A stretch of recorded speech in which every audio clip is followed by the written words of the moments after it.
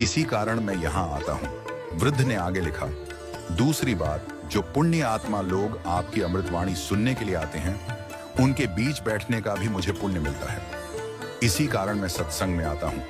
मुझे तो आपका आशीर्वाद और वाणी का प्रभाव अपने शरीर में महसूस होता है। संत जी ने देखा कि यह वृद्ध व्यक्ति तो गहरी समझ वाला और आध्यात्मिक दृष्टि से संपन्न है।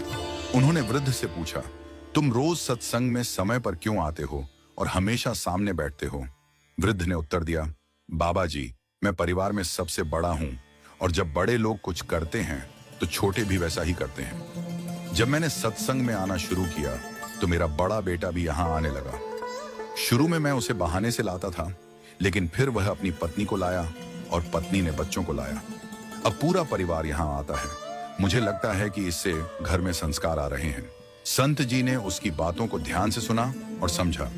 उन्होंने कहा, तुम्हें हंसने का पूरा अधिकार है और तुम्हारा यह कार्य भी बहुत पुण्यकारी है। तुम्हारी उपस्थिति से तुम्हारे परिवार को भी लाभ मिल रहा है। सत्संग और ब्रह्मचर्चा का पुण्य इतना महान होता है कि भले ही कोई सुन न पाए, केवल वहां उपस्थित होने मात्र से वह व्यक्ति जीवन के पाप और ताप से मुक्त हो जाता है। अगर उसे समझ न आए तो भी वह व्यक्ति धीरे धीरे आत्मज्ञान के रास्ते पर चलता है। संत जी ने बताया कि सत्संग और ईश्वर की भक्ति का प्रभाव हर किसी पर होता है, चाहे वह सुनने में सक्षम हो या नहीं। यह एक ऐसा पुण्य है जो जन्मों तक लाभ देता है। इसलिए यह जरूरी नहीं कि हमें हर शब्द सुनने की आवश्यकता हो, बल्कि हमें केवल वहां उपस्थित रहकर उस दिव्य ऊर्जा और वाणी का अनुभव करना चाहिए। इससे यह शिक्षा मिलती है कि सत्संग में केवल भाग लेना ही पर्याप्त है, चाहे हमें कुछ समझ न आए।